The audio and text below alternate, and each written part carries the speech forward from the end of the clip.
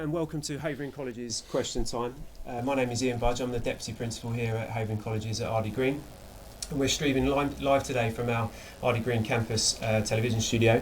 We're joined by a guest panel to discuss and answer your questions around safety in the Havering community. A big thank you to our local Havering schools and our students who've been sending in their questions ready for today's show. We'll try our best to answer as many as we can, and for those that we're not able to get around to, we'll respond and send email responses for those. But first of all, I'd like to introduce our guest panel.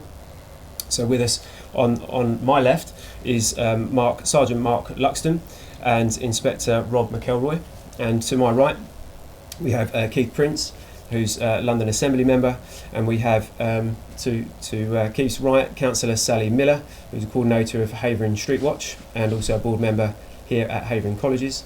And last but not least, we have Thomas Clark, who's a GLA candidate for Havering and Redbridge. I didn't say where these gentlemen worked, so I apologise, but I think the uniform will give it away. But they're from our Rob is from the Inspector for Neighbourhoods for Havering, and Mark is Tri-Borough for the Metropolitan Police, but specifically focusing on licensing. So thank you to all our panel members. And before I sort of move into our first question, I just wanted to thank all of our students and staff that have kind of made today possible. So we really do appreciate that. Okay, so let's get straight into it with our first question. And that first question is a common question that's coming from a variety of schools. Does Havering have a high crime rate compared with other London boroughs? Sorry. So I'll hand over to Rob for that question. Havering is predominantly a very safe borough. When compared to the other 32 London boroughs, it's always towards the back end of crime, of overall crime, is very low compared to other boroughs. Particularly around street-based violence that we see on some of the more challenged inner London boroughs. Havering, there's an awful lot of green space, there's an awful lot of countryside, so we don't tend to have the inner London crime problems that we do see in other boroughs, particularly in inner London. We do have our challenges, particularly around burglary and motor vehicle crime, but we've worked very hard to bring down the street-based crime, which is robbery, violence, and associated crime to do with drinking and alcohol problems, which tends to be concentrated in the town centres, Romford, Hornchurch and Upminster. But we've worked very hard in the last couple of years to bring that down, robberies down, burglaries down, street-based violence is down, and we hope to keep that up. Okay. Perhaps I'll come to Mark for the next one. But is the trouble in Havering male orientated? And I think when we say trouble, we're talking, crime in general, I suppose. So the trouble isn't just sort of male related. Unfortunately, we do deal predominantly with males causing trouble. But there are females who obviously get arrested for certain offences. I would say it's more sort of evenly pitched. It's just unfortunately you always tend to hear more about the male issues opposed to the female issues. Okay. Well, I can sort of give some feedback. Again, this was a common question coming in from some schools. So specifically here at the college, and I'm sure it's probably echoed up and down the country, but we're seeing an increase actually in females being perhaps related in issues within colleges and schools. Not so much from a crime perspective, but much more so than perhaps we would have thought some time ago. And I suppose an extension to that question would be the stop and search figures around females are obviously much lower than males. I'm not sure the exact percentage, but I think it's kind of in and around single digits sort of thing. So criminals often catch on to those type of things quite quickly, don't they? And are you seeing an increase in stop and search or issues with women? Not locally, I must admit. Males do commit majority of the crime, adult males particularly. We don't particularly have a problem with females committing crime. However, we have had occasion where females will carry things for male friends and associates, so they could be subjected to stop and search the same as anybody else could. But it is targeted, it is intelligence led, and we have a very good turnaround on what we do find on people. So we have a 33% success rate when we do search people, that we find something. So we are searching the right people. Thank you. And the point I was making there about the college and schools that have increasing issues with females probably links into the next question, and perhaps we'll open it up to other members of the panel. But do you think social media has had a part to play in antisocial behaviour? Keith, do you want to pick that one up? Yes, I think it does. One of the main problems with social media is it's there all the time. In my day, when I went to school, which is a long time ago, you had a bit of a rut with someone, you had a disagreement with someone, you went home, you came back the following day, and generally speaking, you made up. Whereas nowadays, of course, the irritation continues. You can have that disagreement, but then you can continue it on further and further along the day, and you can get other people joining in as well. So I think what it does, it sort of augments the problem, and it makes it more difficult for people to make up, because people just keep needling each other. So I think it's a real issue. I think it'd probably be a good topic to have discussions in your schools, I think, but in our experience, there isn't a great deal that's more important than a young person's kind of image and what people think of them, rightly or wrongly. When you get to my age and have got lots of grey hair, you actually realise that it's not quite as important as perhaps you think it is when you're young. But it's also extremely public, and a fallout on social media can feel very exposing. Lots of people are aware of it and see it, and you've almost kind of are forced into kind of responding, which we know can have implications not only for you but for others and the school or the college. But as Keith says, it's quite hard to ignore, isn't it? Other panel members, do you want to pitch in with the social media kind of question, and do we think it's got a part in antisocial behaviour? I think for me, there's also a perception. A lot of things that get put on social media are exaggerated. So you might have one person commit an offence in one area, and before you know it, it's been put on social media in another area, and it's been implied that antisocial behaviour has happened in that area, not in the original area. So it is a means of exaggerating what's going on. For me, I grew up in a different world like Keith, where we didn't have social media, and I think a lot of people do, put a lot of emphasis on what people think of me. Like you, I'm of an age, I don't care what people think of me, I am what I am, but I do understand that's quite hard for females today, that they want to get likes on Facebook, or they want to be seen by their peers as being attractive, and it must be such a hard time for kids these days to get over that, because there is no escape from it, it's there all the time. Absolutely. I think there's the other side of social media actually is also a very positive tool as well, and I'm sure there's a lot of students watching who actually really enjoy their social media, and I think it's always funny that when I look around who's talking about it, it's a group of people who are not interacting with at all on social media, and let's not forget the great stuff that people have actually been doing, whether it's fundraising stuff during these time, or actually keeping in touch with their friends and family, which they probably wouldn't have been able to do because of social media. So I think as long as people are careful about it, and as people have said, I think you have got to be wary of what's going on there. You can still use it as a really positive tool out there, and enjoy it, and enjoy the life out there. Yeah, absolutely. And I think another discussion point potentially back at your schools is why people in general perhaps are more likely to record and share something on social media rather than report it. And the police have their hands tied effectively when people post stuff on social media regarding an alleged offence, but often it hasn't been reported. Is that a problem? That's very true. As Sally said, we see the same crime being reported on social media that's happened across the country. We get allegations made that something's happened in Birmingham, and questions as, did that happen in Havering? And of course it hasn't. We also get people adding to stories, so we'll see a report of a car theft overnight, and then we have several people all add to the same, and all of a sudden we've gone from one crime to 20 crimes, of which we have actually got none. So it can be problematic, particularly on the circular reporting stuff. Well, so my mum sharing something on Facebook about a lost dog that was found 14 months ago, but the post has come back on Facebook and she's shared. That's kind of similar. I have to keep my mum in check. Okay, is there more crime in Havering by adults or young people? Mark, do you want to pick that one up? It's still very much adults that commit crime.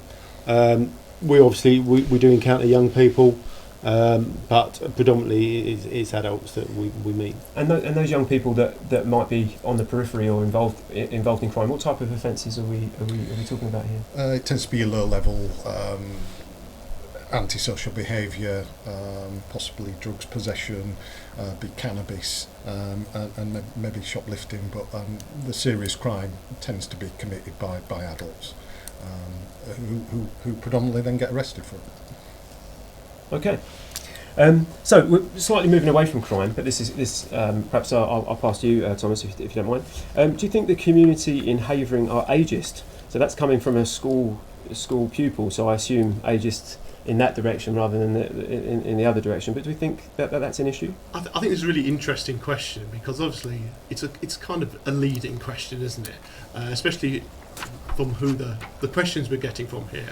I think there's a lot of students who feel actually they're not being listened to by people who are slightly older than them. Now, Havering, let's not face it, Havering is quite an old borough. If you look across London, it's got up quite a high average age. We've quite a few people who are actually in the later years, which is fantastic. We actually have a very diverse range of ages. We've got everybody who's watching now to a lot of people who have huge life experience. So I think, I don't know, I wouldn't say that the borough is ageist at all, but I do wonder if these groups actually mingle. Do they actually talk to each other? Are they able to interact with each other? And I think there's a lack of that, maybe because there might be some people who aren't on the social media talking to some of the youngsters who actually don't understand what's going on with these people in exactly the same way that some of the students won't be understanding what's going on with some of the more elderly people in the borough. So I understand why people might think that they aren't being listened to by some of the older generation in the borough, but I think it'd be great if we could actually bring those together. I don't know if that's something that the college do at the moment, where actually you reach out to the people that you wouldn't usually interact with to maybe get their experiences and help them out. Yeah, I think you probably you hit the nail on the head in that it's a real lack of understanding from looking at the world from other people's lenses, isn't it? I certainly don't remember. I don't know what it's like to be a 16-year-old in Havering. I'm not a 16-year-old, but conversely, 16-year-olds perhaps might not understand how difficult it could be to live near a large college, and perhaps the issues that happen with that. Invariably our interactions with young people, when we speak to them perhaps about how some of our local residents might feel perhaps about going to the local shops at lunchtime, and how they might be a little bit intimidated by that. But when you speak to young people, they perhaps might be a little bit unaware of how them hanging around with their friends looks. The reason they've got their hood up and the big coat on and stuff, because it's really cold. It's not that they're trying to look menacing.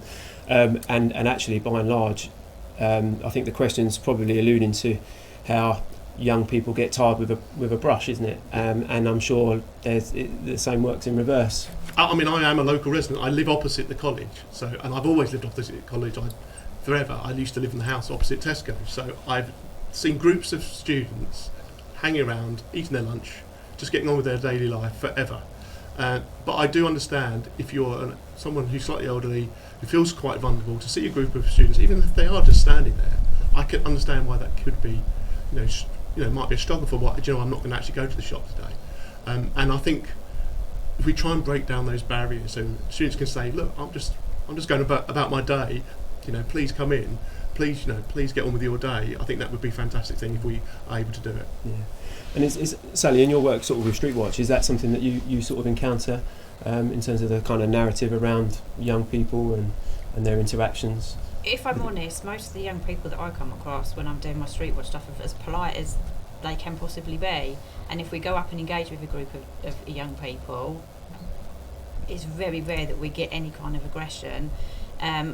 I would say sometimes we get aggression from older people, more so than the kids, but it's how you speak to them, isn't it? It's how your body language when you're approaching them, it's the language you use when you talk to them. If you talk to everybody, like I'm talking to you now, there's no reason for people to get upset or feel offended.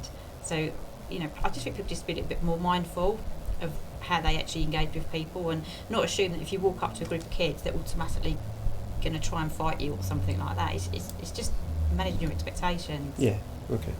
Okay. Good. So what suggestions do we have about keeping young people out of trouble? Keith, do you want to take a lead on that one? Sure. I think basically we need to find ways of engaging with young people and also encouraging them to engage with the wider community. So following the meetings that we had earlier, Ian, last week and the week before, one of the shops in Ardley Green is going to get your guys to paint a mural on the side of their building, which I think is a fantastic bit of... Yeah, it's going to be a dedication to the NHS on this thing. Yeah, right. Well, that's really good. So is that kind of breaking down the barriers, a bit like what Sally was alluding to a bit earlier.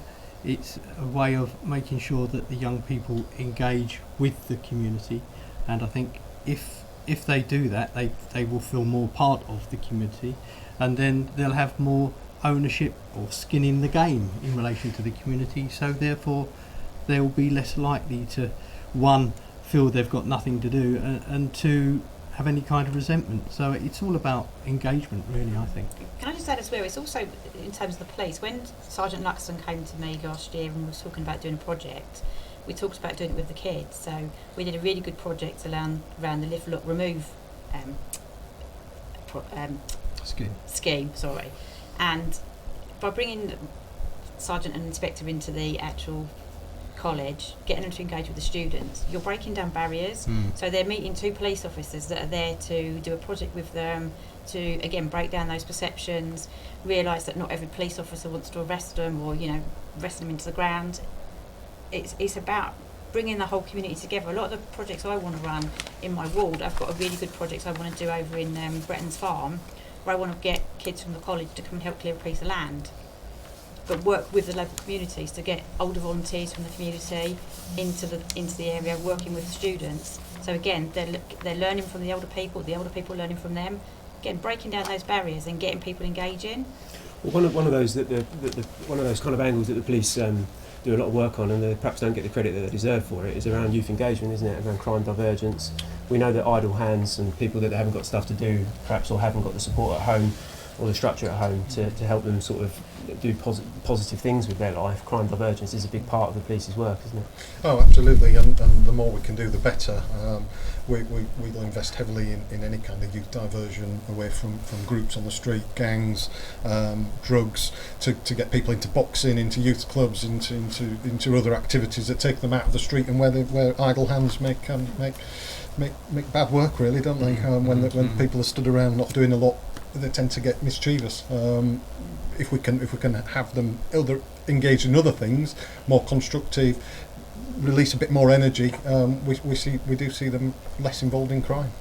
Yeah, and I think any young person watching this, make a pain of yourself at the school. I'm sure the school won't thank me for this, but make a pain of yourself about clubs, societies, enrichment, sport, things that perhaps you think that your school could kind of help facilitate, because you'd be contributing to a kind of a better society and a better sort of community within your school. And there might be opportunities, as Thomas said earlier, about trying to interlink members of the community and people within your school that perhaps haven't met before, and that could be a good point. Yeah, and I was going to just come in very quickly on that and saying I think everything's people have been saying is really spot on, especially around emotional attachment to something. So I'm chairman of Howardwood Cricket Club just down the road from here. And not that long ago, 10 years ago, our clubhouse got burnt down. It was an arson attack. The park was not a great place to be, a lot of antisocial behaviour. And it was through a huge amount of the community coming together, people of all ages. We built a brand new clubhouse. And a lot of people said it's probably going to get burnt down again. Actually, the park's now thriving. The clubhouse has never had any graffiti on it, which is amazing because it's got white walls. And the park's just a much better place to be. So it actually shows that if you actually do put this effort in, there's actual proof that it does work. And just down the road from where we are. Excellent. Okay. Well, moving on. So it's a question that's coming from Nicoletta, who's a childcare student. Is drug taking and underage drinking a problem in Havering? And what measures are put in place regarding educating the dangers and prevention of drugs and alcohol being used by young people? Well, if I could sort of pick up the educational angle of that, whether it's a school or a college, we would all have a duty to educate young people around the dangers of kind of risky behaviour and unhealthy lifestyles. And you may have had your experience of that at your school. So there's a big education part to this, but people don't change their behaviour by being told stuff they already know, and invariably lots of people will know that drug taking and drinking alcohol is a problem. I haven't met many young people that respond very well to a finger wag and told not to do something. So I suppose it's trying to think about it from a slightly different angle. At the college, and it's probably no different to other schools, we have to do a lot of preventative work, but we also have to send firm messages that drugs and alcohol, it's not something that can come into the college.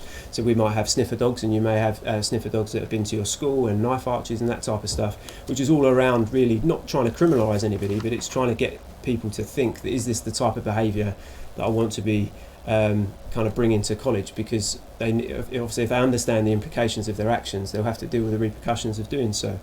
But I'll open it up to the wider panel, where we're talking about sort of the prevention of sort of drugs and alcohol being used by young people. I mean, this is an age-old problem, isn't it? It's got its roots in escapism, isn't it? And people taking drugs or alcohol is about perhaps getting away from what might be going on in their life, or thrill-seeking, or whatever it might be. But what sort of measures are being put in place to try and prevent drugs and alcohol being used by young people?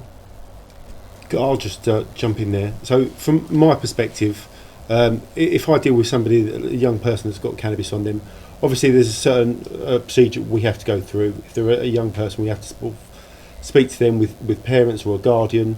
But once that process is done, it's not just about sort of speaking to them about the possession of that and from the criminal side. For me, there's a person there, and I like to sort of try and educate them. It's not about them smoking the cannabis and that effect they get there and then. It's about what's going to happen if they continue doing that in sort of 8 to 10 years' time, and the mental health problems that I wasn't aware until I joined this job, the problems that it faces, and how long term it affects you.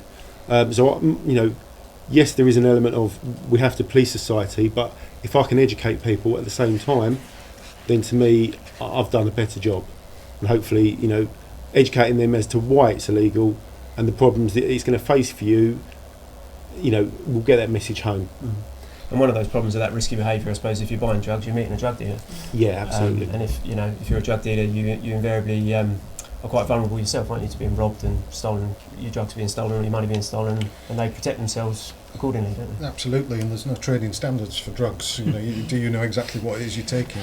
On another point, the long-term issues that a criminal conviction can cause you, travel, international travel, jobs, careers, could all rule itself out by just having one criminal conviction. I mean, this question, I'm not suggesting for 1 second Nicoletta is involved in this activity. I'm sure she's an upstanding member of the college community, but in terms of things like childcare, so having to undergo a police check or a DBS check, as it's known, to perhaps get exposure, being able to work with young people, whether that's in sport or whether it's in healthcare, a drugs conviction obviously is going to give an employer a decision to make, isn't it? Absolutely, healthcare, the police, military, joining any job is going to have an impact if you've got a criminal conviction. Absolutely. Okay, I think we're going to move on to a video now. Video 3, I think it is. Hunter Line, Vice President of Further Education of the Student Union at Havering College. Do you think that transport links could be improved so that students can get home safely during peak times? Keith, I'm going to come to you. We've had previous discussions about this, and we're outside of this room. So do you want to perhaps pick up that point? Well, I think you're right, Ian. I think that we could do more. Clearly, there are peak times. You quite sensibly stagger your going home times now, I understand, which is a help. But nonetheless, there are going to be times when you get a congregation of a large number of students, and I think that's where we need to talk with the public transport, with the bus company, to see if we can get a little bit more, either more buses or more capacity laid on at that time. So I've agreed to organise a meeting with yourselves and Transport for London to see if we can accommodate getting some more buses at those peak times. Yeah, and I'm sure it's a problem across the borough, and it probably feeds into a previous question, which was around the interactions of a local community and a school or a college. So schools or colleges kind of all having a common kind of clear out time. Therefore, you get these real pinch points at certain bus stops, and for us, it's just down the road here on Ardie Green Road. But if you're a member of the local community who's using that bus to get to and from work, I've seen nurses at that bus stop, for example, heading into Romford, and as key workers probably been, like yourselves, working all the way through the lockdown, and if they observe kind of students not wearing masks or lack of social distancing, you can see how that could really inflame kind of tensions within the community. Obviously, it's exacerbated at the moment because of COVID and reduced capacity on buses and everything else. But is it time, perhaps as part of these discussions, the same with all local schools and across Havering in general, whether we do a lot of those bus routes, how I'm quite naive to it. I don't know how often they're reviewed, or when we have increased housing population. I know we've got some increased housing coming down in the south of the borough, and how that perhaps is going to come on stream with buses. And that is a good point, Ian, because before the pandemic, the Mayor made a commitment to review all the bus routes, because it's widely accepted that the bus routes in London there's overcapacity, and that in outer London, such as Havering, Redbridge, B&D, Barking and Dagenham, there is an undercapacity. And he gave a very clear commitment that they would review the inner London bus routes and then review the outer London bus routes. Well, they did conduct the review of the inner London bus routes. They have stripped out a lot of the extra capacity on the inner London bus routes, but they have failed to date to do the outer London review.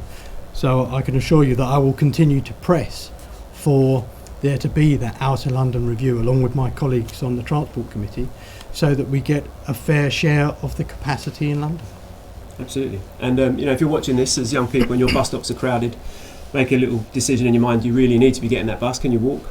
And if there are problems at your bus stop, tell your teachers at the school, because it doesn't do the school's reputation any good. And it's normally something that can be ironed out quite quickly. It's very hard to police otherwise, isn't it? Ian, can they, when you have problems like that, can you write to me? I am the Assembly member. It's my role to help. So please write to me, because the more evidence I have, the stronger the case that I can make to get extra capacity. So Absolutely. Please feel free. You can publish my email address at the end of the show if you like. Sounds good. Okay. Well, let's move on. Sally, this question's got you earmarked for it here. What's been done to sort out the litter problem in Havering? Will there be more bins or an awareness programme for young people? That's coming from Alex Hudson from Sanders School. Okay, so Keith and I walked the distance from Nelms Way to the 127 and back, and there are actually 16 bins within the vicinity, all of which at 2 o'clock yesterday afternoon have been emptied by the council. They are emptied sometimes twice a day. In terms of littering, if you've got a piece of rubbish, put it in a bin yourself. Please don't make this something that everyone else has to deal with, or make it a council problem, or make it a residents problem. If you want to set up litter picks in your local area, instead of making it, oh God, I don't want to go and do a litter pick, make it a bit of fun. When I do it with my local schools, we turn it into a competition to see who gets the most litter at the end of the day. And take a little bit of responsibility for your own rubbish, because the council do put bins in. If you come to an area where you think there needs to be more bins, then let your local councillors know, because we can ask them to put more bins in, and let's keep it clean ourselves. Absolutely. I mean, one of the initiatives we've done here, or are doing here at the college, is litter picking has a certain connotation. When I was young, it was seen as a punishment, and actually we've set up an environmental society here, which is much more about how the college, kind of where it gets its gas and electric from, how it recycles water, stop using single-use plastics in the canteen, for example. Where do we buy our things from? My understanding is we spend probably over £2 million a year on paper. Where do we get that from? So environmental society doesn't just have to be about litter. Absolutely it can be, and there can be a coordinated litter pick with staff and students and local residents as part of kind of the wider responsibility of a school or a college. But there can be much more that can be done. So if your school doesn't have a environmental group, maybe speak to your teachers about setting one up. If you're passionate about the environment and your local community, it seems something that could really boost not only your own sort of CV for an application to college or sixth form, but it will give you that warm fuzzy feeling inside, I'm sure, as it does with me. Anyway, let's move on. So what's being done to protect young people walking alone along the road in the evening? We often feel threatened by single males or groups of males. So that's from Millie Thomas at Sanders School. It's quite a difficult one. I'll hand over to you, Rob. Obviously, in your capacity in terms of neighbourhoods, I'm sure it's not just limited to school children, is it? I'm sure it's a wider community concern. No, we do see the fear of crime go up, particularly as the nights draw in and winter approaches. What we do see, though, is the police will go onto the streets at these times for Havering neighbourhoods. I insist all my staff are out and about between the hours of 3 and 7 p.m. when people are commuting home, when people are on their way home from school and colleges. The police are out and about. I see them regularly. I drive around the borough most days. The teams are out and about, be it the response teams or the neighbourhoods or our violence repression unit, our gangs unit. We have lots of different teams out and about, and if you are feeling unsafe, I'd encourage you to give us a call, approach us, let us know, and then we can do things about it. It probably come back down to the perception again of groups of youths gathered who are probably doing nothing more than just having a chat, but the perception is that the big groups gathered are going to cause trouble or cause you problems. Predominantly they're not. But if you do feel threatened, just let us know, and we can certainly look to put a more police presence in those areas. Again, yeah, it's very difficult for the police or for a school to act, isn't it? If it's not reported, it's got to be the crux of it, isn't it? Absolutely, we need to know what the concerns are, and then we can take action against it. Okay. Well, in terms of that kind of fear you mentioned, would you say that it's more about the perception of crime, rather than actually there being an increase in crime at this time of year? I know there must be a slight uptick because it's darker, but it's not crimes against people that's had that uptick, is it? No, usually what we call autumn nights and winter nights, when the days get short, we tend to see an increase in burglary, motor vehicle crime, which is committed under cover of darkness. We don't really see an uplift in street-based crime, robbery, violence through the nights. There's less people on the streets, it's colder, it's raining, people don't hang around. Yeah. I mean, we've had some students at the college, for whatever reason, not feel that safe as these autumn and winter nights close in. But if they live local and they're walking, being able to find other people that live in and around their area, or being in a position to kind of escort people home, but from a distance, probably nothing worse for your street cred than having a teacher walk you home. But being able to do that is not beyond your school's kind of capability and responsibility. So if you feel unsafe, speak to your school.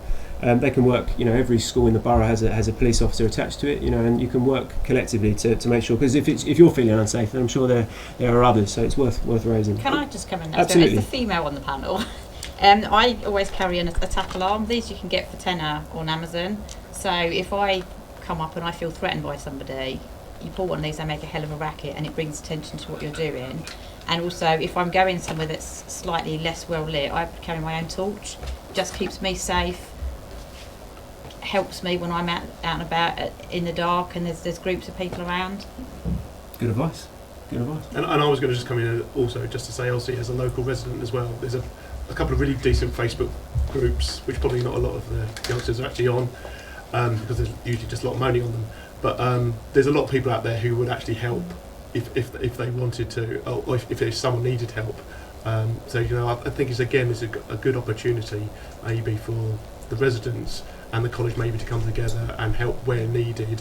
If there's some, if you do want escorting somewhere, if you don't feel safe, or if you just want to have a chat with someone, there's plenty of places, and obviously there's the staff here as well. Absolutely. We had an offer from the chip shop owner down the road at Poseidon to if anyone didn't feel safe, student or otherwise, to pop into their shop and they'll assist. And like you say, there's probably lots of local residents and schools that would offer and a similar there's service. Very decent fish and chips in there. Absolutely. Yeah.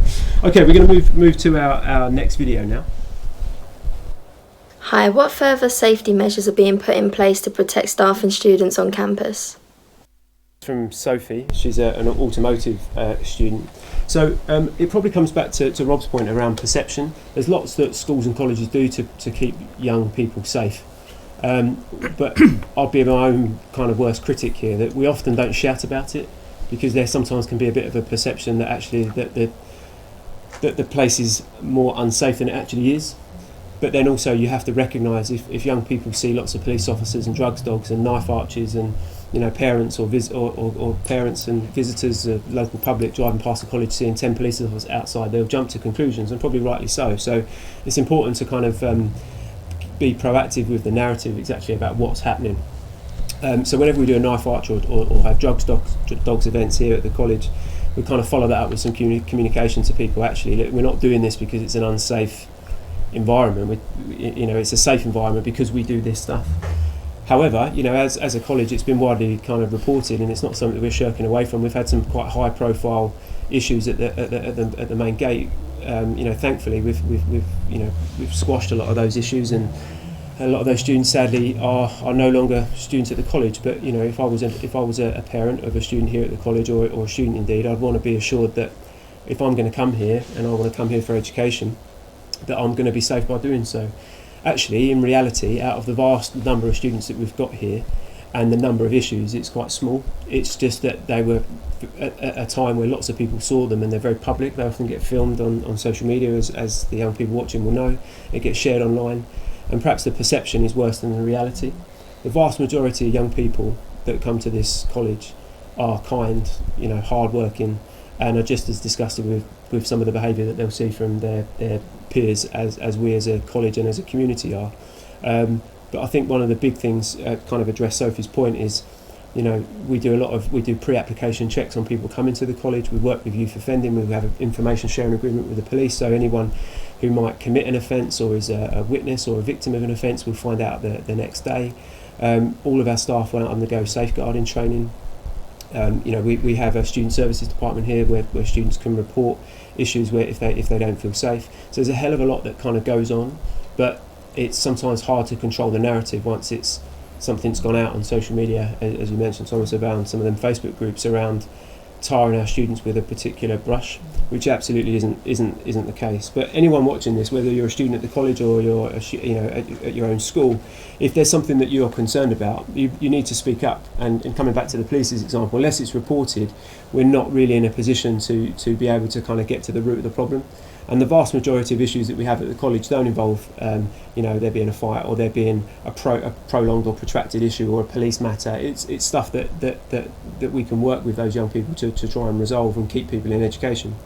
I'll probably just come in very quickly there, just say that I actually have an 11-month-old daughter who's currently in the college. She's in a fantastic Stepping Stones nursery, which also my son went to. So I'm very aware of if there was any danger that involves my child, and I've always thought that actually has been very proactive, the things that you've been doing at the college, and it's great to see, and I could not echo more about 99% of the students here being fantastic individuals who just want to have a good education. And it is a massive shame when the MP for the local area writes an open letter attacking some of the students, and I think people should be careful about what they say, because that actually hurts those students, and the perception to some of these Facebook groups about who is actually there is actually then a false perception. So I think, again, we should be trying to work together as a group as much as possible to keep this fantastic educational establishment open and giving a future to a lot of young people. Excellent, thank you. We've got a next question here is from Victoria, who's in the media department here. So how will you deal with young people that don't comply with government rules regarding COVID? Well, I suppose from a college position I can answer that, and then I'm sure this has probably taken over your life over the last few months, and probably will continue to do so. We actually have very few problems at the college in regards to students that don't comply. We are on a constant mission to keep reinforcing the need to wear face coverings and social distance. We absolutely recognise that young people are completely fatigued with lockdown, but we have to face facts that it isn't going anywhere. We know that it's going to continue to be a problem for some time. It's great news that the vaccination started today, which is fantastic, but it's going to take some time to really get to the point where our lives will start returning to some form of normality. We absolutely, as a last resort, will take disciplinary action against students that won't comply. To my knowledge, there's been one suspension of somebody that refused to comply with wearing face covering, and I know that he got quite a frosty reception from his parents for doing so. So I don't think that will be happening again. But I'd be a liar if I said that if I went to the bus stop or the local shops, that I wouldn't see people perhaps respecting the COVID kind of restrictions and face coverings and space as much as I would like them to. I understand perhaps why they're not doing so. But young people are not invincible, and young people going home and potentially being asymptomatic or passing the virus onto loved ones is a real concern. We've got staff here at the college that have not taken, not taken a step back since March, and are still here and are still coming in and educating young people, but they also don't want to be taking this virus home to their families. So it's incumbent on everybody in any school or college environment that we kind of respect the virus. Rob, without sort of reliving the last sort of 6, 7, 8 months for you around COVID restrictions, but obviously you are at the whim of politicians who decide what the next kind of steps are and how you as a police service deal with that. But what's kind of your experience of dealing with people that perhaps aren't respecting the COVID lockdown rules? I mean, from March last year, from the first lockdown, we've always followed the 4 E's, which is engage, explain, encourage, and then enforce. Enforce was always the sort of the last resort, be it for dealing with people who were blatantly ignoring it. What we're now seeing is everybody knows what's happening. Everybody should know, the distance, the masks, what they can and can't do, that you shouldn't be in other people's houses depending on the tiers that you're in. And we're seeing people blatantly disregarding the advice now, or the guidance, or the law. So we have moved to enforce more as we've moved into the second lockdown and then into the tiers. Havering is, as we mentioned earlier, it's got an older population, therefore I would say the population is more at risk. We are seeing infection rates in North East London particularly. Havering, Redbridge, Barking and Dagenham, Waltham Forest and Newham are all going up compared to the rest of London. There's a grave danger that we could see ourselves in tier 3 in London, or possibly North East London on its own. So we want to avoid that. If that means enforcing more, then that's something we will have to do, particularly those people who are holding house parties and spreading the infection and putting other people at risk. Yeah, and I know your colleague Mark's had to leave now, but his responsibility around sort of licensing, I suppose, has quite an increased focus, doesn't it, at this time of year around premises that sell alcohol, for example. Yeah, I mean, to be fair, on Havering, and I can only speak for Havering, the pubs, clubs, shops have been fantastic. They've done what they need to do at a great considerable loss to themselves economically and with the footfall of the businesses. So we've had no real issues. Where we've had an issue, we've gone in, we've met with the licensee, the landlord or the owner, and they've come back in line, if indeed they stepped out of line. A lot of it was the confusion around what they could and couldn't do. When we've gone in and explained that we tend to have got compliance straight away. We'd just like to thank them really for their part in keeping us going.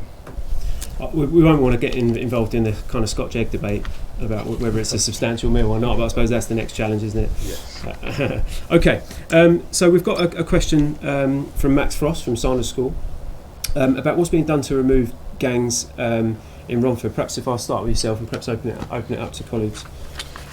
Luckily in Romford and Havering as a whole, we don't have a gang issue. We don't see gangs on what is on the Metropolitan Police gangs list operating in Havering.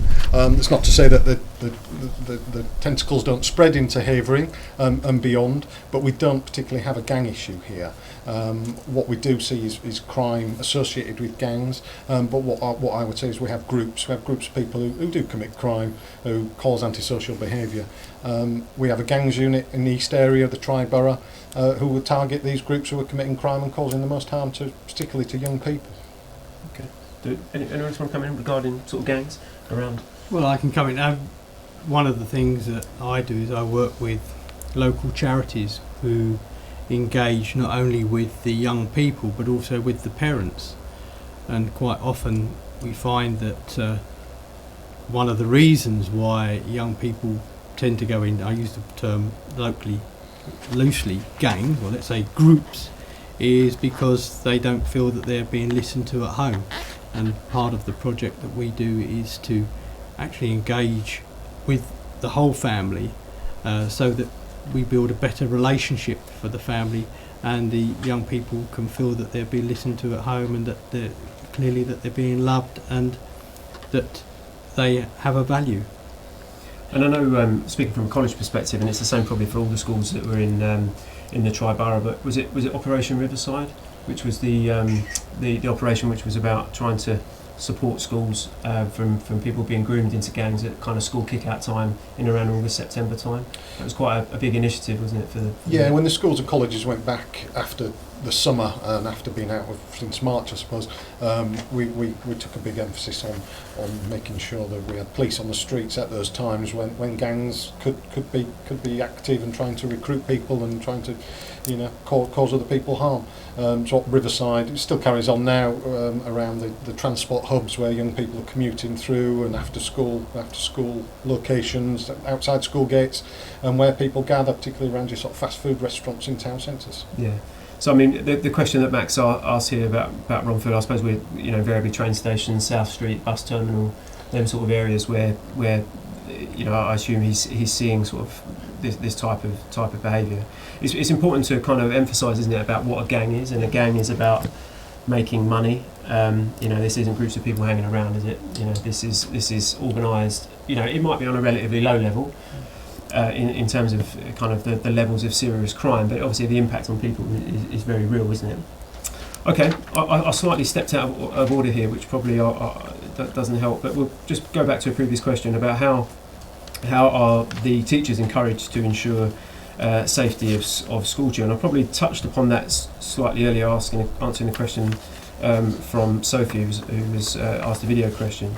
But in terms of here at the college, which is probably no different at any school, there will be a safeguarding policy, and all staff would be expected to not only make sure that they read and understand that policy, but they enact it.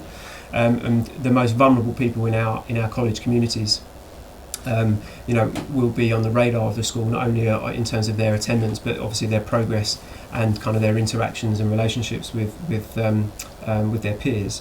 But from a kind of management point of view of a college, safeguarding and keeping young people safe at college is everybody's responsibility. It isn't just up to a head teacher or senior managers. It's it's parents. It's anybody kind of connected with a school or a college environment. It's really important that we share information, and we share information with the local authority, and we share information with the police, all around trying to keep young people safe. Okay, we're going to move to our next video, which is around which is from Jamie, I think, from Coopers. Hunter Line, Vice President of Further Education of the Student Union at Havering College. What are you doing to educate young people in the borough about the risk of carrying knives? Okay, so this one here is about the risk of carrying knives. Apologies, no, that wasn't Jamie from Coopers, but this is from our student union here. So what are we doing to educate the young people on the risk of carrying knives? Now, I having worked in education for a number of years, I was going to put a figure on it then, but I won't. For a number of years, and sadly was working at the Sixth Form College when we lost Jodie Chesney as a student, and that really brought into focus around how young people are affected by knives, and I saw the fallout of that in relation to the local area and the national picture, and obviously the impact on her friends and her family. But prior to that point, knife crime wasn't a new thing. Knife crime had existed in London and wider for some time, and actually I think back in 2008 I think the knife crime statistics were a lot higher than perhaps what they were when Jodie died. But it was probably the first time that it was really in the public consciousness that somebody unconnected, let's say, to gangs and crime would be affected in that way. So I mentioned the point earlier that people don't change their behaviour by being told something they already know. People know that carrying knives is wrong, and probably don't need the finger wag on that. So what are we actually going to kind of do to help our young people in this matter? Well, what I do is I work with a local charity, and before lockdown what we did is we visited both junior and senior schools, and we have someone who gives a talk at that establishment. Depending on whether it's young people or old people, the talk's slightly different. Before I became the assembly member, I worked with MOPAC, which is the Mayor's Office for Policing and Crime, so I also, if I'm attending that meeting, I share some of my experience. And one of the most important things that we tell young people is that 70% of young people who present at A&E, that's accident emergency in the hospitals, with a knife-related injury, are actually victims of being injured by their own knife. And what we find is that a lot of young people carry knives to protect themselves because they feel vulnerable, because they feel threatened. But in many cases, it's that knife that can then be turned upon them and ends up with them being injured. So that is the first aspect that we teach young people who are, let's say, not the bad guys, that it is more dangerous to carry a knife than not to carry one. And then, of course, we also talk about the pros and cons of carrying knives and the injuries, and there's this big myth within gangland, as you may call it, around safe areas where you can stab people in certain parts of London. As a punishment, you get stabbed because you haven't towed the line, and there's this myth around safe areas, and we have someone from the LAS, London Ambulance Service, who explained quite clearly there is no safe area where you can be stabbed, and if you do manage to cut an artery in doing that, you will bleed out in a matter of seconds.